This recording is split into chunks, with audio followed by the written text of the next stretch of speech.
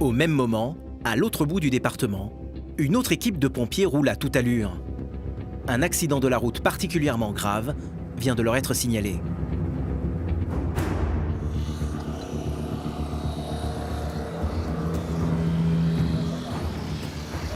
Ok, Jérém, je suis là. T'as 4 impliqués, il n'y a plus que lui à sortir, les autres sont pris en charge. Ok. On va être à sortir, d'accord ? L'homme est toujours prisonnier de son véhicule. Selon un premier témoignage, il aurait violemment percuté ce camion, qui n'aurait pas respecté le stop. Tu vois, il est en mauvaise posture quand même. Donc on va enlever le toit de la voiture. Ah, monsieur! On vous met la couverture et après on y va. Ok? Afin de ne pas aggraver sa situation, les pompiers ne peuvent donc pas le déplacer trop brusquement. Seule solution pour l'extraire sans prendre de risque, découper la voiture. Rassurer les victimes, c'est super important en fait, parce que ils subissent un traumatisme psychologique. Attention, je casse la vitre. Et surtout, c'est qu'ils entendent plein de bruit, ils ont une couverture sur eux. Il y a des bouts de verre qui tombent sur la couverture, de protection, etc. Donc pour eux, c'est un univers totalement inconnu. Donc on est obligé de leur expliquer, limite geste par geste, ce qu'on fait en fait. Attention, je coupe.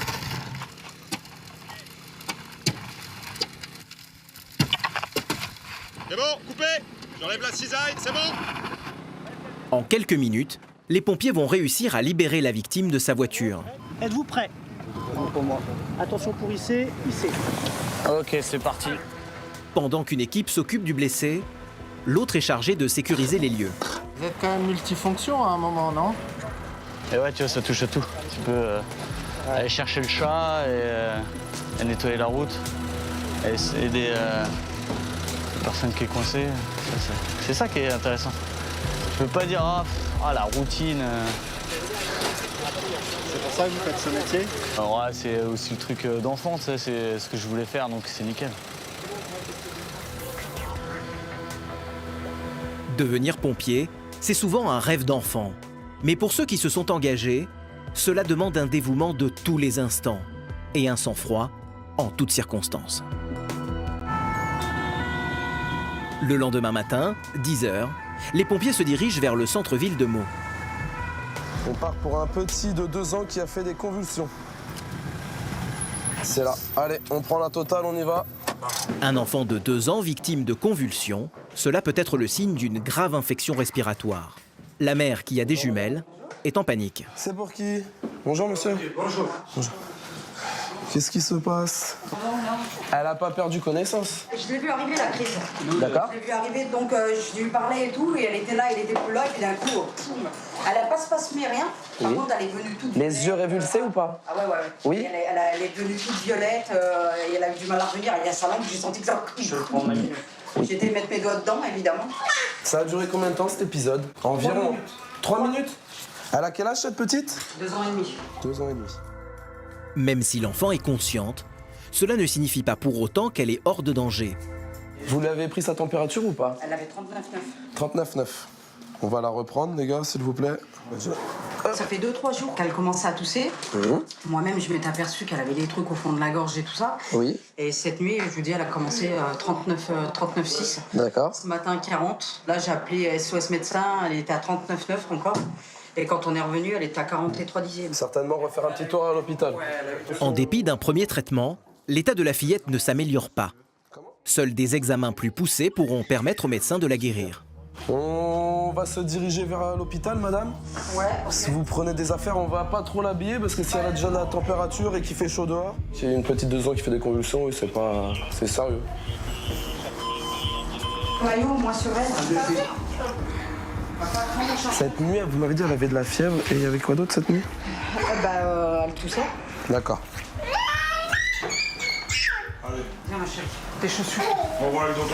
Allez, on va descendre, je vais appeler le médecin puis on y va. Par contre, accroche bien, Jason. Même si chaque minute compte, les pompiers font toujours preuve d'une extrême prudence sur la route. Là, vous roulez doucement parce qu'il y a des enfants, c'est ça? Oui, de toute façon, quand on transporte, on doit toujours forcément rouler doucement. C'est bon, il faut prendre des précautions. Il y a plusieurs vies derrière dans la cellule, donc faut vachement faire attention. De toute façon, les transports, sauf si c'est vraiment une urgence absolue, on va toujours rouler à une allure lente. De toute façon, on le voit, les personnes fragiles, les personnes âgées et les jeunes enfants, dès qu'il y a un peu de chaleur, nous, les inters s'enchaînent. On le voit tout de suite, les premières chaleurs. Les premières victimes de la canicule sont les personnes âgées et les enfants. Alors elles sont prioritaires. Allons-y. La mission des pompiers s'arrête aux portes de l'hôpital. On va passer rapidement.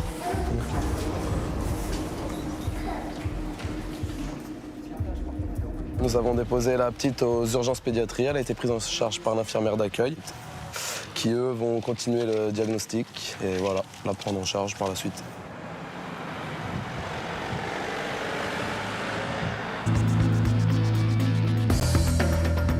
La nuit tombe sur Meaux. Un incendie vient de se déclarer dans un quartier très animé du centre-ville. C'est bon, Pascal? Ouais, c'est bon.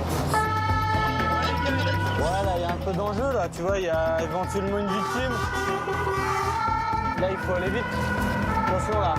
Mais ce soir, le délai d'intervention va être rallongé. Un match de football vient tout juste de s'achever par la victoire du Portugal.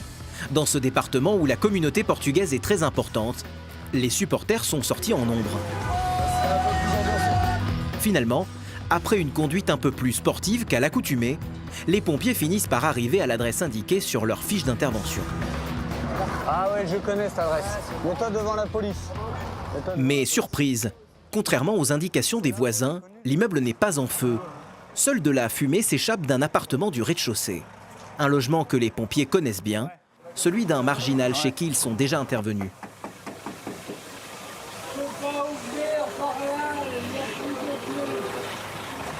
Tu vois, c'est quelqu'un qu'on connaît bien, qui se laisse aller dans la vie, tu vois son état de logement. Monsieur, ouvrez-nous la porte, là. Ouvrez-nous la porte d'entrée. J'ai pas les clés, je vous dis. Vous rentrez par où? Je passe par la fenêtre. Et là, vous êtes endormi, là? Qu'est-ce qui s'est passé? Je vais m'endormir, mais... Le locataire se serait endormi en oubliant son dîner sur le feu. Allez l'ouvrir, s'il vous plaît. C'est l'odeur du brûlé qui l'a réveillé. Un drame a été évité de justesse. L'incendie n'a pas eu le temps de se déclarer. Mais par sécurité, un pompier va tout de même vérifier les lieux. C'est quelqu'un qu'on fait assez souvent, ouais. Du fait de sa marginalité, tu vois, là il s'est endormi, il a laissé la casserole. La dernière fois que j'étais venu, c'était une fuite d'eau. Tu vois, le voisin dans la cave, il avait de l'eau parce que lui, il avait une fuite. Il se néglige en fait. Donc c'est vrai que j'ai pas tilté sur l'adresse, mais j'aurais pu. J'ai même pas vu la fin du match, entendu la fin du match. Fausse alerte cette fois-ci, les pompiers vont pouvoir rentrer à la caserne en toute sérénité. Mais dans quelques jours, ils vont être confrontés à un incendie particulièrement violent. Aujourd'hui à Meaux, on ne travaille pas. L'occasion pour de nombreux habitants de se reposer et de passer du temps en famille. Mais dans ce quartier populaire, un incendie vient de se déclarer. On part pour un feu d'appartement, au départ premier niveau, et qui est confirmé par de nombreux appels. Donc il y a un deuxième engin pour les incendies qui est engagé à nos côtés. Là c'est quoi? C'est dans des immeubles? Donc ouais, c'est un quartier, voilà, au rez-de-chaussée, on voit les fumées ici. Donc un quartier populaire, donc on va avoir beaucoup de monde. Il va falloir gérer la population. Quand les pompiers arrivent sur place, c'est la panique générale. Les habitants sont sortis en masse, effrayés par les flammes qui se propagent à grande vitesse.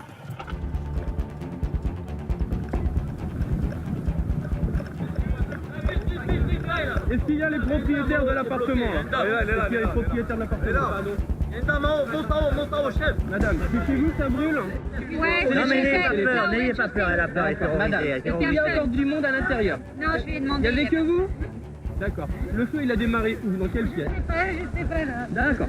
Est-ce que vous avez les clés de chez vous au cas où? D'accord. On a mis un truc Ça va percer derrière aussi. Hein.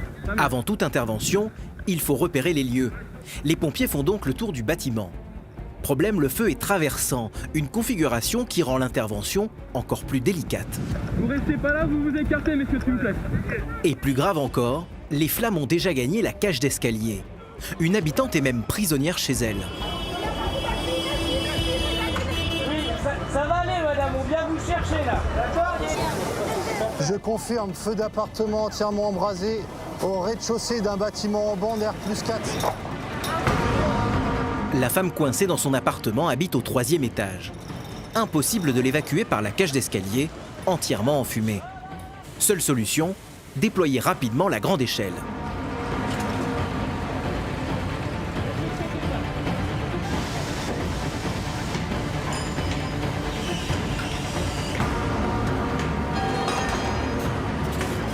Il n'y a donc plus une minute à perdre. Désespérée, l'habitante s'est réfugiée au fond de son appartement. Pendant qu'une première équipe s'occupe d'aller la chercher, une deuxième est en plein briefing avec les policiers. Il reste encore d'autres victimes à évacuer. Il y a des appartements ici. Ouais, d'accord. Ok, ça marche. JC de Julien, JC de Julien. Les pompiers vont donc partir en reconnaissance dans ces autres logements. L'habitante du 3e étage, quant à elle, vient d'être extraite. Grâce à la rapidité des pompiers, elle est désormais en sécurité. 2 marches et c'est fini. Allez-y, asseyez-vous là pour l'instant. Sonnée, elle réalise tout juste qu'elle vient d'échapper au pire. Ouais, il est parti chercher le sac. Parce que tous les fumées sont rentrés ici, parce que je voulais sortir par la porte et ça ne va pas, donc j'ai aspiré tous les fumées. Il faut maintenant stopper la propagation des flammes. Une mission particulièrement dangereuse. Contrairement aux idées reçues, les incendies représentent seulement 7% des interventions des pompiers.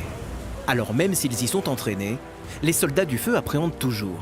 On a de moins en moins l'habitude parce qu'on fait de moins en moins d'incendies. Mais on est sur un secteur où malgré tout, on rencontre quand même pas mal de feux d'appartement ou de feux d'habitation. Et les automatismes reviennent rapidement. Les flammes ont ravagé l'appartement d'où est parti le feu. Et dans certaines pièces, il continue même de couver. Donc là, il y a plusieurs foyers dans l'appartement. On traite du plus gros vers le plus petit. Adrien, est-ce que tu peux revenir ici? C'est un foyer important là. Le plus urgent, c'est de s'assurer qu'il n'y ait personne dans l'appartement. Et une fois qu'on s'assure qu'il n'y ait plus personne, on traite le foyer, les flammes. Un foyer mal éteint et le feu pourrait repartir de plus belle. C'est sans doute ici, dans ce qu'il reste du salon, que l'incendie a démarré. Et après, Adrien, si tu peux péter le volet qui est juste en face de moi, pour libérer un maximum de fumée comme on peut.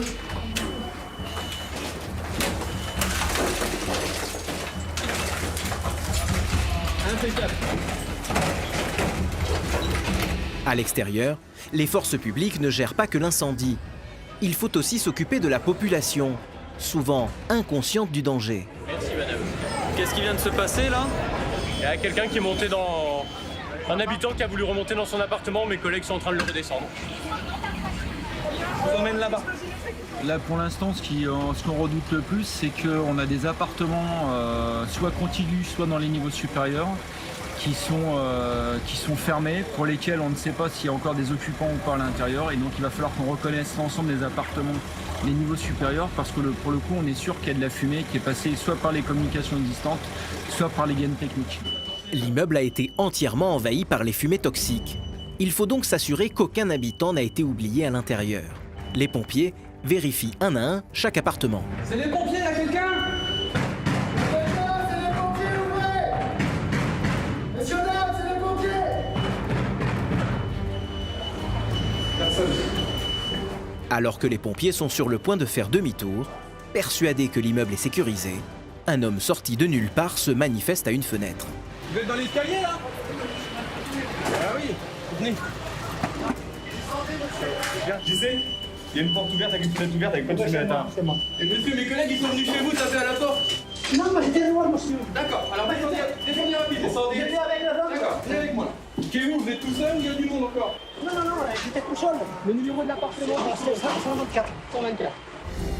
Par chance, l'homme semble en parfaite santé. Mais par mesure de précaution, comme les autres habitants exposés à la fumée, il est pris en charge par les équipes médicales des pompiers et du SAMU. L'intervention aura été rapide. Les pompiers sont arrivés sur les lieux en moins de 20 minutes. Grâce à leur professionnalisme, aucune victime n'est à déplorer. Les pompiers peuvent désormais souffler un peu. Ça représente quoi un feu pour un pompier? Malheureusement, le malheur des gens qui perdent tout. Et puis après, pour nous, je sais pas si on peut dire que c'est de l'excitation, mais je pense qu'on fait ça pour ça quand même. Je pense que c'est une vocation pour la plupart. Le travail des pompiers n'est pas tout à fait terminé. Ils doivent maintenant déblayer l'appartement ravagé, même s'il n'y a plus grand-chose à sauver. On perd tout quoi en fait dans un appartement. Hein? C'est toute une vie qui s'en va. Au milieu des décombres encore fumants, les pompiers tentent malgré tout de récupérer quelques souvenirs. Des papiers personnels ou encore des photos de famille.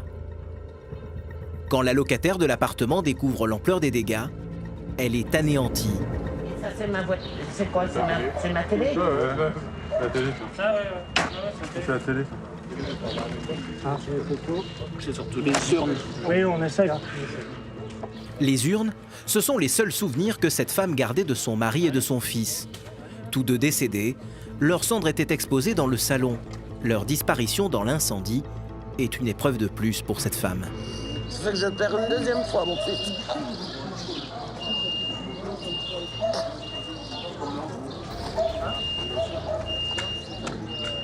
Qu'est-ce que vous cherchez là?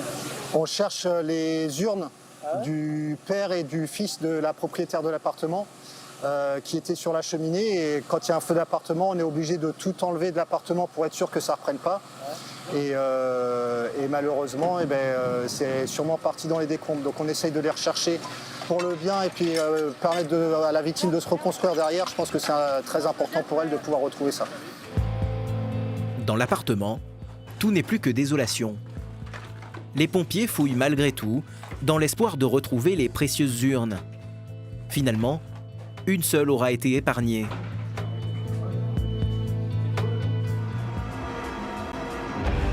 Chez les pompiers du 77, il y a une unité qui ne chôme pas, celle des plongeurs. Ils interviennent sur la Marne, la plus grande rivière de France. En Seine-et-Marne, tous les jours, il y a 3 plongeurs de garde. Il faut toujours être prêt, qu'à soit à 2 h du matin, en plein hiver, en plein été, pour pouvoir servir au mieux la population.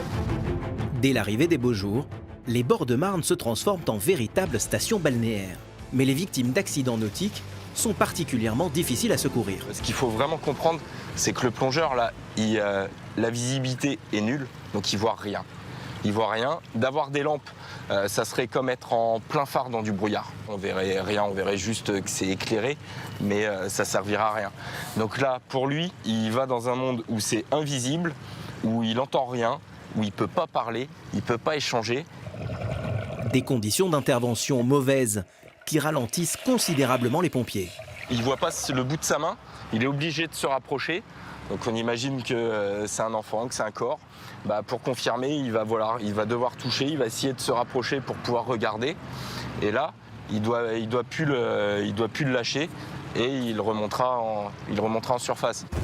Des sauvetages qui se multiplient à l'approche de l'été.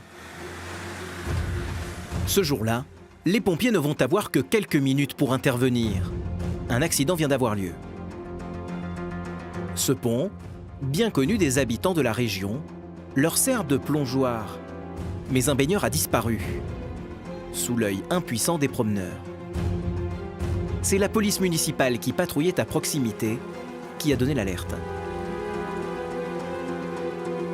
Un enfant aurait sauté du milieu du pont, il aurait nagé en surface et entre le pont et la première bouée orange, il aurait perdu pied et coulé.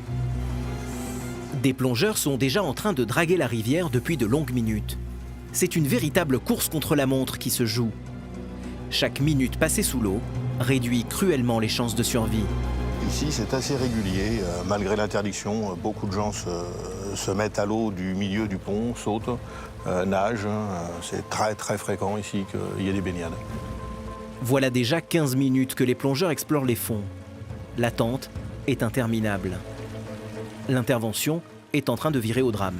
Le fond n'est pas visible, il est inégal. Il y a du courant, enfin c'est pas une piscine, quoi. C'est du milieu naturel. Un milieu naturel qui rend particulièrement dangereuse toute baignade. Les pompiers ont retrouvé la victime. Son cœur s'est arrêté de battre. Avec le SAMU, ils tentent de le faire repartir. Mais les chances sont très minces. C'est 25, c'est 53, c'est 50, 25 minutes. 25 minutes. 25 minutes plus nous, le quart d'heure qu'on arrive, il a bien passé 40 minutes. Après, l'eau, 18 degrés, ça commence à être chaud, mais c'est encore jouable. Hélas, il est trop tard. Les pompiers sont sous le choc. En espérant être plus utile la prochaine fois. C'est une déception pour vous, c'est un échec? Ah oui. Hein? Ah oui. C'est-à-dire? Notre activité, c'est pour sauver les gens. Donc quand on les sauve pas, bon bah,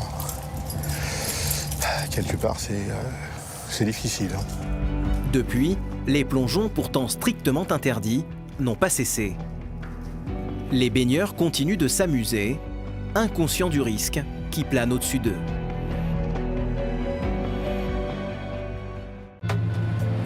Après un après-midi difficile, c'est en périphérie de Meaux qu'une autre équipe va intervenir.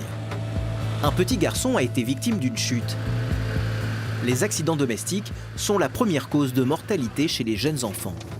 On part pour une personne blessée, un garçon de 4 ans qui aurait chuté d'une mezzanine et serait blessé à la tête. Le cas est inquiétant. Un enfant qui tombe, c'est toujours le risque d'un grave traumatisme crânien. Les pompiers font donc au plus vite pour rejoindre le domicile de la jeune victime, perdue dans la campagne. Et là, on est à la campagne, là.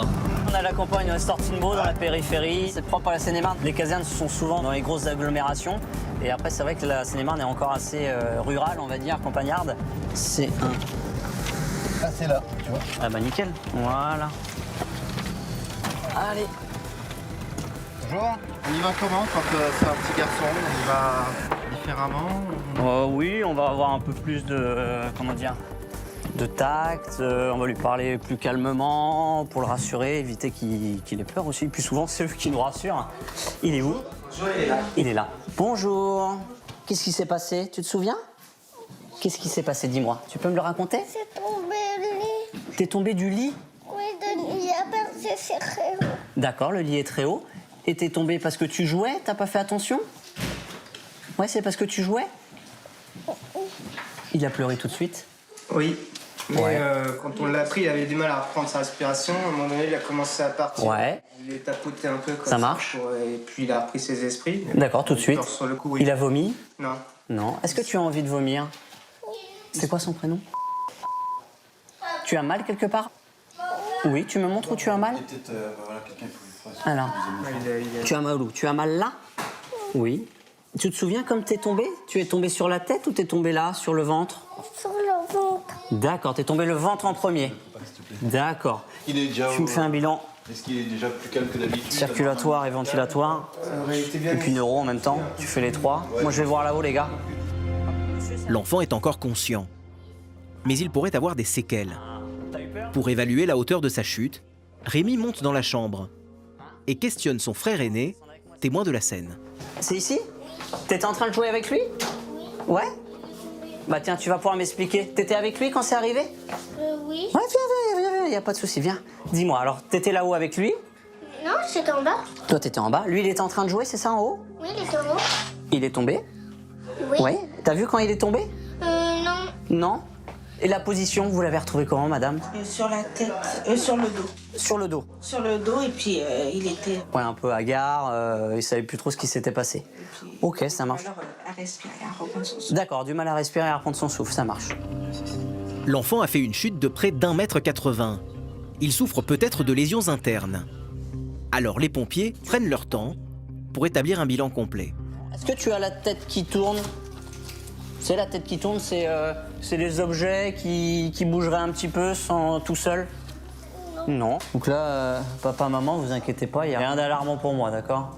Moi, j'ai aucun signe de traumatisme crânien, en tout cas. De toute façon, à l'hôpital, ils vont vous dire qu'il va falloir le surveiller pendant 48 heures. Parce que le traumatisme crânien peut arriver dans les 48 heures, en fait. vomissements, nausées, un comportement anormal, il aurait peut-être du mal à vous reconnaître, il serait peut-être plus fatigué, un état, pas son état habituel en fait. Par précaution, l'enfant est tout de même transféré à l'hôpital pour des examens complémentaires. Après 48 heures d'observation, il pourra rentrer chez lui et retrouver sa salle de jeu. Trouver les bons mots, rassurer, c'est aussi ça le travail des pompiers. Et dans l'intervention qui va suivre, les soldats du feu vont à nouveau devoir user de psychologie pour résoudre une épineuse situation. Au beau jour, les festivités battent leur plein dans le département. À quelques kilomètres à l'ouest de Meaux, se déroule chaque année un festival qui rassemble près de 7000 fêtards. Voilà la belle rêve partie de Chocolat-la-Frontière. Voilà, je vois qu'il y a du monde, il y a des voitures partout, il y a du monde partout. En général, les services de sécurité ne rencontrent aucune difficulté. Mais ce soir, ils ont appelé les pompiers. Une altercation a éclaté sur fond de jalousie et d'alcool. Vous nous avez appelé pourquoi ? Parce que le couple là, ça va pas trop et la demoiselle, sa tête qui a tapé contre la vitre d'une voiture. D'accord. Elle se plaint de maux de tête et le monsieur, ça va pas trop non plus. Ok. On va aller dans l'ambulance. On va aller dans l'ambulance, venez. Vous étiez à la rêve partie alors ? Ouais. Vous avez consommé de l'alcool, exta, tout ça ? Pas d'ecstasy ? Juste de l'alcool ? Ok, d'accord. Qu'est-ce qui s'est passé en fait ? Ce qu'il y a, c'est qu'on s'est engueulé et puis. Je sais pas ce qui m'a pris. Je vais coller contre la vitre arrière. Non, c'est bon, Enfin, c'est une histoire de couple là. Franchement, vous avez un peu consommé, ok ? Il m'a explosé la gueule contre la vitre arrière. Oui. Vous trouvez ça normal ? Non, mais je dis pas que c'est normal, hein, loin de là. Bon, 60. Être pompier, c'est aussi pénétrer dans l'intimité des gens, savoir les écouter et faire preuve de patience. Mais non, t'inquiète pas. Va discuter avec mon collègue et chacun son tour, on va vous prendre...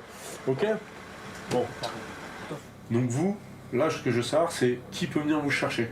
J'ai ma copine qui est là justement. Elle est là. Elle est alcoolisée ou pas ? Non, Le mieux là, c'est que vous passiez pas la soirée tout de suite ensemble. Là. Parce que sinon, vous allez partir dans des embrouilles et puis on va jamais en terminer. Mais putain, merde ! Calme-toi, t'es sous l'emprise de l'alcool là, t'es ridicule. Mais non, là...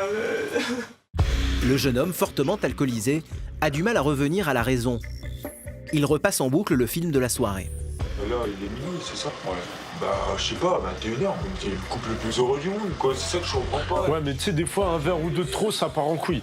Voilà. Maintenant, soit t'arrêtes de picoler et au moins tu peux faire ta vie avec elle tranquille, ça te réussit pas l'alcool. Tout ce que je fais, c'est là, c'est pouvoir la serrer dans mes bras et puis il revient comme il y a 3 heures, d'ailleurs. Ok, mais laisse-la pour l'instant. Non, mais elle a eu plein d'émotions d'un coup.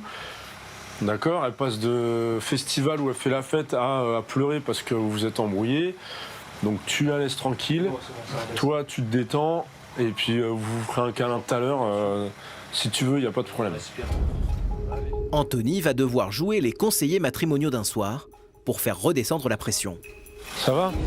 On lui a donné des... Bon, il s'en veut, voilà, tout ce qu'il veut c'est te serrer dans ses bras. Tu veux te réconcilier avec lui quand même ? Ouais, mais après... Parce que là non, donc mais du coup toi... Parce qu'il est bourré, voilà. on verra ça demain. Oui, non mais je vais le faire. Donc... Vous réglerez vos problèmes à froid. Voilà, juste lui dire que tout va bien, je vais faire comme ça. Vous continuez la soirée tranquille. Voilà, ok, ça marche. Réconcilier les couples, pas vraiment la mission première des pompiers. Mais Anthony, passionné par son métier, le prend avec philosophie. C'est beaucoup de soutien psychologique, trouver les bons mots. Et puis là, ça nécessite pas du tout un transport sur l'hôpital. Il n'y a pas lieu de transporter un couple qui s'engueule à l'hôpital. Ils vont se faire un petit câlin et puis voilà, on aura fait notre travail d'une autre façon qu'à l'habitude. Mais heureusement, la majorité des habitants est plutôt coopérative.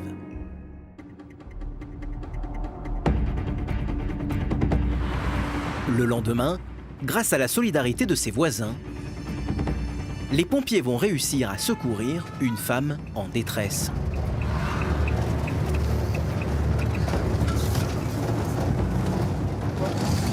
Donc là, on part pour un lever de doute sur une présence humaine. Donc voilà, ça peut être un malaise grave, comme ça peut être rien du tout, quelqu'un qui est en train de dormir. Une habitante de ce quartier populaire a appelé les pompiers.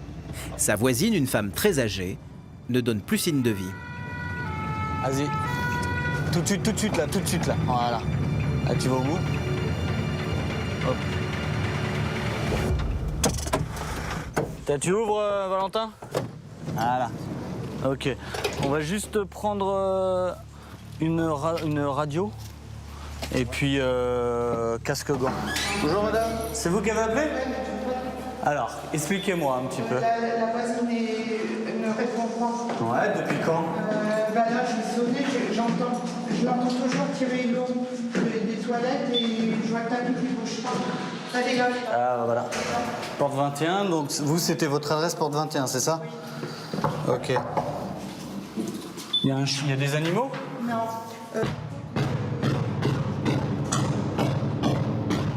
Vous pouvez passer par la baie vitrée, la voisine à la... C'est ouvert? Oui. Là, on peut passer directement?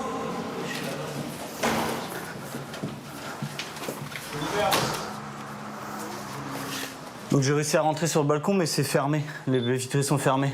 Donc on va essayer de forcer, sans casser, pour rentrer dedans. Ça va? Ok, ça va. On va ouvrir, d'accord? Ouais, je la vois, la dame, elle est au sol. Ouais. La personne âgée est bien chez elle. Visiblement, elle a été victime d'une mauvaise chute. Les pompiers doivent agir sans plus attendre. Voilà, ok. C'est bon? C'est bon, j'ai réussi à ouvrir. Je la connais depuis 20 ans. Elle est toute seule comme une misère. Allez, ça va, madame. Combien de temps vous êtes là?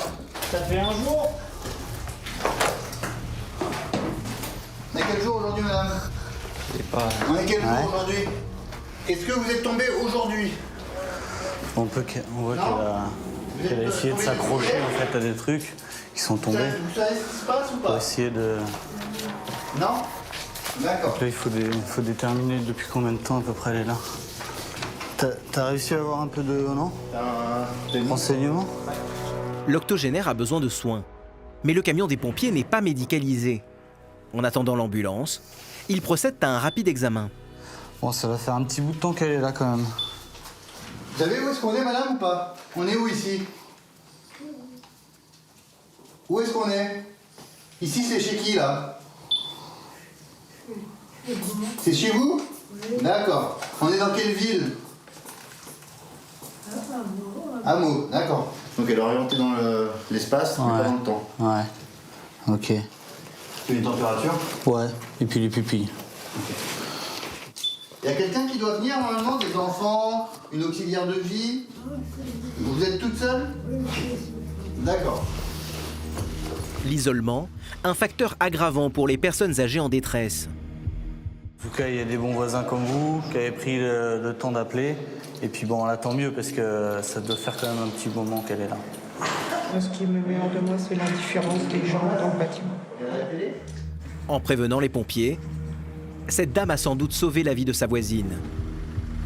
En un an, les pompiers de Seine-et-Marne ont effectué 116 000 interventions, un chiffre parmi les plus élevés de France. La Seine-et-Marne a seulement 25 km à l'est de Paris. Entre ville et campagne, plus d'1 million d'habitants. À Logne, comme dans tout le département, c'est le branle-bas de combat. Les soldats du feu sont sur le pied de guerre. Nous sommes le 13 juillet, mais ce soir, pas de balles pour les pompiers. En cette veille de fête nationale, on se prépare au pire. Pour ceux pour qui c'est le premier 13 juillet, ça peut surprendre. Ne vous inquiétez pas. Tant que vous restez avec nous, que vous suivez bien les consignes, vous êtes en sécurité. Et surtout, évidemment, on répond à aucune provocation.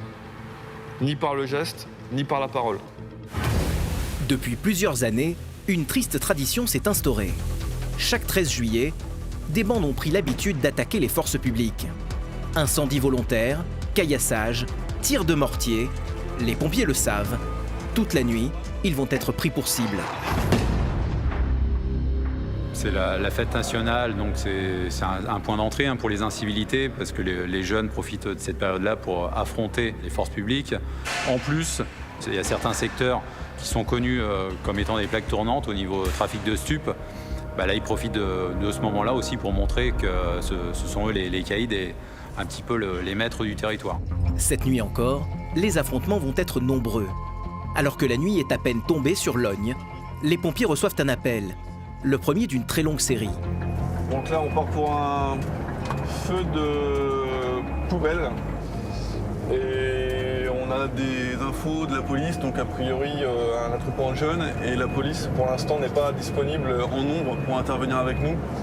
Donc tu vois, là, on coupe les gyrophares pour arriver de façon la plus discrète possible, pour pas attiser leur regard.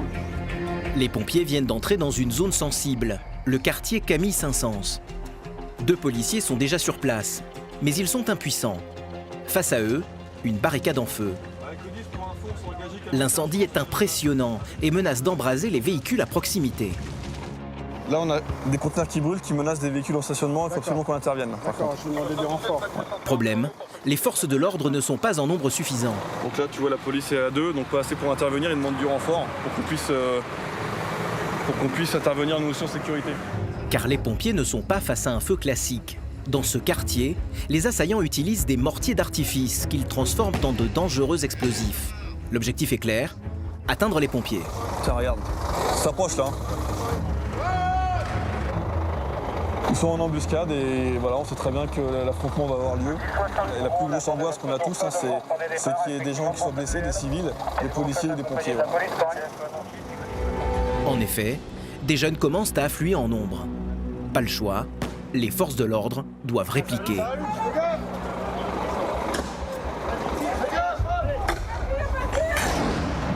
La fête nationale risque de tourner à la guérilla urbaine.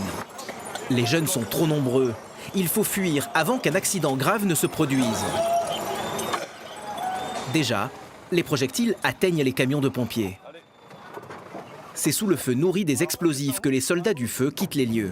Allez, roule. Vas-y, roule à gauche, allez. À gauche, ok, ça part. Attention, ça rallume les gars, ça rallume, ça part. Ça part, ça part. Ça part. Ok. Allez, vas-y, roule. Ok. Attention. Vas-y. Donc tu vois clairement on est visé, là c'était du tir tendu. 77 d'SPT Mitri.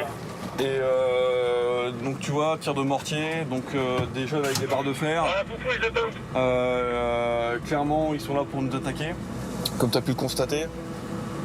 Police, pompiers font pas la différence. Et t'as vu quand on est parti, parce qu'on est obligé de partir, puisqu'on est, comme tu peux remarquer, on est sans défense, on n'a rien pour se défendre. Et on n'est pas là pour ça.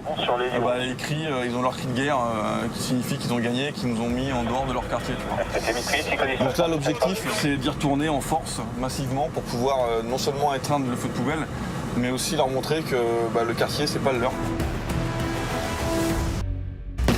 Retour à Logne.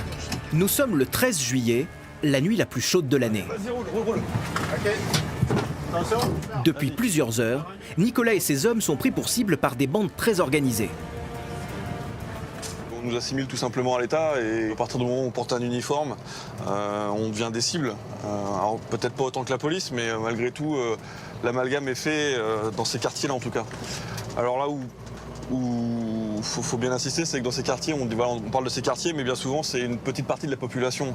Il y a 90% de la population qui nous respecte et qui est contre ces gestes-là.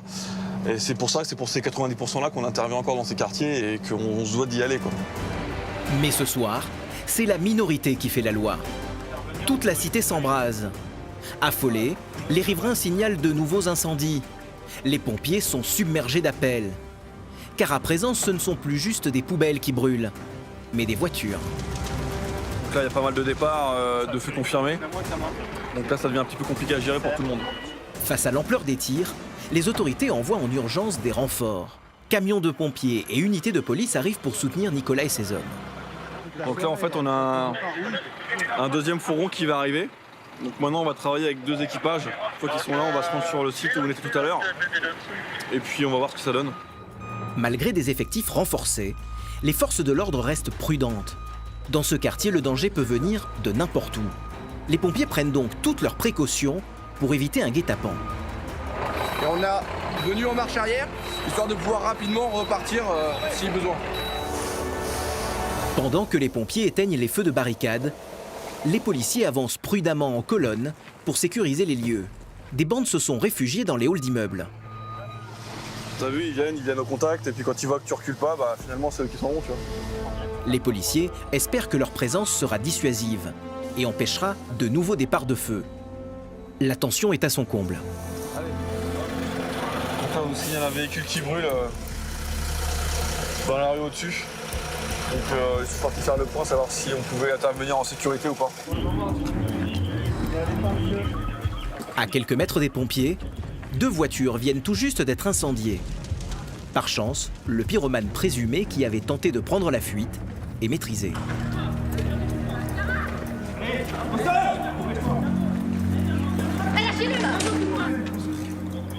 Même si le jeune est neutralisé, l'incendie qui l'a provoqué se propage à grande vitesse. Ce sont maintenant 3 voitures qui sont en feu. Les fumées du brasier, particulièrement toxiques, menacent l'immeuble voisin. Les pompiers doivent faire vite. Il faut espérer que toutes les fenêtres soient fermées au-dessus parce que la fumée qui monte, ça peut pénétrer dans les appartements. Donc ça c'est mon travail, tu vois, de m'assurer que toutes les fenêtres sont bien fermées. Et s'il y en a qui sont ouvertes, d'aller chez les gens pour les réveiller afin qu'ils les ferment. Grâce à la rapidité d'intervention des pompiers, l'incendie est maîtrisé. Mais leur tâche n'est pas terminée pour autant. Il faut maintenant aller rassurer les habitants réveillés par les flammes. En fait, on venait chez nos parents, on a senti l'odeur. Ouais, c'est ce qu'on s'est dit, effectivement. Ouais, ils ont ramené des bennes juste devant chez nous. Et ils prenaient feu devant chez nous. Nous, on est au rez-de-chaussée, nous. Donc, on a un balcon de l'autre côté. Ouais, c'est pour ça. C'est la police contre les jeunes. Je dis, c'est quoi ce délire aujourd'hui? Ouais. Bah, en fait, le 13 juillet, pour nous, c'est pas une fête parce que voilà, ils font brûler des poubelles, ils nous jettent des pierres. Donc, si vous voyez des jeunes le faire, au moins vous, ils vous craignent encore un petit peu. Donc, dites-leur que c'est pas bien. Merci, mesdames. Bonne soirée. Donc là, tu vois, c'est important le contact avec la population. On essaie de jauger un peu la température. Tu vois, ils nous ont dit qu'il y avait des jeunes qui passaient avec des sacs de pétards. Bon, voilà. Donc on sait qu'on va revenir. Et sachant quand même que les mamans sont respectées. Donc c'est pour ça que le message passe mieux par eux que par nous. Mais cette nuit, les mamans ne seront pas écoutées elles non plus. La violence va même monter d'un cran. Cette fois-ci, les incendiaires s'en sont pris à un centre culturel. Donc là, on part pour un feu dans une salle polyvalente. Donc il y a des jeunes qui auraient cassé les carreaux et qui auraient balancé des engins incendiaires à l'intérieur du bâtiment. Si ça fume. Ça fume. Dedans, si ça brûle. Déjà, les flammes ont envahi toute une pièce du rez-de-chaussée.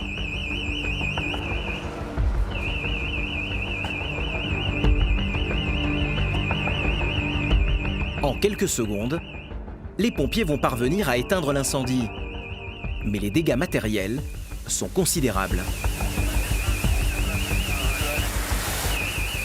Ce qui est dommage, tu vois, c'est une salle qui leur sert à eux. C'est un centre pour la commune de Logne. Donc là, tu vois, le centre il va être indisponible pour les gosses plusieurs semaines, le temps des travaux, quoi.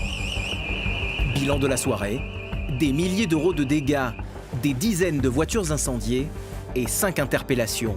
Seule consolation, grâce au dévouement des forces de l'ordre, aucune victime n'est à déplorer. Un 13 juillet malheureusement bien ordinaire dans cette cité de Seine-et-Marne. À quelques kilomètres de là, Meaux, la ville la plus importante du département. À l'écart du centre-ville et de la cathédrale, la caserne des pompiers, une structure moderne avec un équipement de pointe. 300 pompiers s'y relaient 24 heures sur 24. Et cette nuit, c'est Cédric qui est de garde. On part pour personne blessée, un homme de 42 ans, il n'y a pas d'indication particulière. Donc on ne sait pas où est-ce qu'il est blessé. On verra bien arriver sur les lieux. Comme souvent lors d'une intervention d'urgence, les pompiers ne disposent que de très peu d'informations. C'est le père de la victime qui les a appelés à l'aide. Qu'est-ce qui se passe? Il a pris son scooter, puis là il est tombé. Je ne le cache pas, il s'est tapé une bouteille de whisky d'un seul coup. Ah ouais? Ça on savait pas. Donc du coup forcément l'équilibre est moins bonne. Ah, même pas du tout. Bonjour. Bonjour. Bonjour monsieur. Monsieur. Bonjour, c'est les pompiers. Qu'est-ce qui se passe? Il a bu une bouteille de whisky et moi, pour le faire dormir, je lui ai donné un petit cachet. Ah ouais. Hop. Calmez-vous. Calmez tout de suite. Calmez-vous. Calmez-vous parce que là, on va pas être copains tout de suite. Moi, le seul truc, Je veux absolument pas qu'il soit violent, qu'on soit blessé. Parce qu'on n'est pas là pour prendre une tartine. Hein je mets les choses clairement dès le début. L'homme semble s'amuser de la situation. Fortement alcoolisé, il peut malgré tout être dangereux. Cédric est habitué à ce genre d'intervention. Alors pour ne prendre aucun risque, il reste sur ses gardes en procédant à un examen rapide. 12 de tension, il y avait 78 de pouls, tu m'as dit. Les constantes sont normales. Pourtant... Calmez-vous, calmez-vous, calmez-vous, calmez-vous, calmez-vous, monsieur. Asseyez-vous là. Hop, doucement. Qu'est-ce que vous voulez faire? Partez pas comme ça, comme une furie, parce que on sait pas ce qui peut se passer. Moi, je suis là gentiment, je m'occupe de vous, alors vous détendez. On se détend, on se calme. Y a pas de problème. Vous savez ce que vous avez fait? Ce soir-là, vous avez consommé un petit peu trop d'alcool. Et nous, on est là parce qu'il y a eu un petit problème. Oui, je sais, monsieur. C'est pour ça que je me mets toujours en retrait. Ok, donc vous bougez pas. On n'est pas là pour t'enquiquiner. Ils prennent du temps pour toi. Mais ça fait pas. Suite à un accident de parcours, l'homme vit chez ses parents qui ont du mal à gérer les crises de leur fils. Attention, c'est méfiant. Ouais, oui, mais je suis méfiant, monsieur. Et quand on voit comme ça que le contact il est pas tout de suite, il est agressif vers moi, c'est pour ça que je me mets en retrait. Moi j'y vais pas, c'est pas. Mais moi j'irai. Parce que s'il commence à leur chauffer dessus, on va y aller. Restez assis, monsieur. L'homme n'est pas en détresse vitale. Théoriquement, les pompiers n'ont pas à le prendre en charge. Mais face à la violence dont il fait preuve, pas question de le laisser seul avec ses parents. Si vous n'arrivez pas à le maîtriser dans la soirée et qu'il vient à tout casser, il faut appeler la police. Hein. Je suis en présence d'un homme de 45 ans qui, ce soir, a bu une bouteille de whisky. Il a pris un alprazolam. Bon, attends. Calmez-vous maintenant. Bon, écoute, il faut qu'on le maîtrise dans tous les sens. Je demande police. Tu peux m'envoyer? Ouais, envoie-moi la police. C'est bon là, vous êtes calme maintenant? Je suis désolé que ça se termine comme ça. Hein. C'est pas le but. Hein. C'est pas notre métier. Hein. Nous, on fait pas ça. Hein. Je sais bien. Difficulté des interventions certaines fois. Hein. Là, je vous tiens mon chapeau. Les pompiers ont dû appeler des renforts car l'homme ne semble pas vouloir se calmer. Bonsoir. Les policiers vont donc tenter à leur tour de le raisonner. Moi, je vous ai demandé parce que si on lâchait, on allait se faire déglinguer. Il y avait sa mère et son père. Voilà. Cédric est pompier depuis 12 ans. Son expérience lui a appris que parfois, la meilleure façon de réussir son intervention, c'est de déléguer. On voit le moment quand ça va déraper, au final. Et si on laisse faire, on va se faire gazer les dents. Et c'est pas notre but. Rien n'y fait. L'homme, toujours en crise, refuse d'obtempérer. Décision est donc prise de l'hospitaliser avec l'approbation du père. Faut pas vous laisser emmerder. Hein? Faut pas vous laisser emmerder. Non, mais moi, je vous couvre. Il est juste provocateur, votre fils. C'est plus trop lui la victime en fait. C'est plus maintenant les parents. Parce que s'il reste là, il les met en danger, quoi. C'est donc sous escorte policière que l'homme est transporté vers l'hôpital le plus proche. Il sera placé sous surveillance médicale en attendant son dégrisement. Aujourd'hui encore, les pompiers de Meaux se seront déplacés pour sauver un homme, non pas en détresse vitale, mais juste en pleine démence alcoolisée. Un type d'intervention qui devient de plus en plus courant. Au départ, on est là quand même pour aider, secourir. Ce cas-là, c'est des personnes alcoolisées, c'est pas notre travail. Mais du coup, on vient quand même à faire ce travail social. C'est notre quotidien, de toute façon. Les gens, ils ont plus de solution. Du coup, le numéro qu'ils composent, c'est le 18. Chaque année, le 18 de la Seine-et-Marne reçoit environ 280 000 appels de détresse. Alors mieux vaut être en parfaite condition physique. Retour à la caserne, où les pompiers sont soumis à un entraînement quotidien et intensif. C'est la conscience professionnelle de pouvoir faire une séance de sport de qualité, encadrée, Et ça nous permet de progresser tranquillement et d'avoir une bonne condition physique lors des interventions. Et psychologiquement, être à l'aise Et déjà être psychologiquement détendu et partir en intervention sans tension particulière.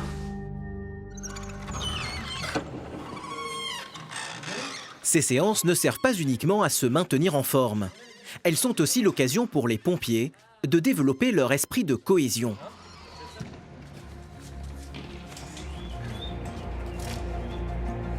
Et là encore, c'est Cédric qui est à la manœuvre. Bon, normal, j'accélère un peu. Allez, on accélère encore un peu. Vite, encore. 3, 4, 5, 6. Aussi important pour la cohésion parce que c'est un travail qu'on fait ensemble. Du coup, on fait des exercices aussi ensemble pour déjà se connaître. Voilà, par rapport aux séances de sport, on arrive à voir de quoi on est capable.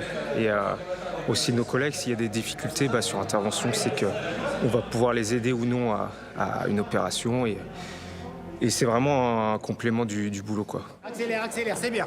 On y va.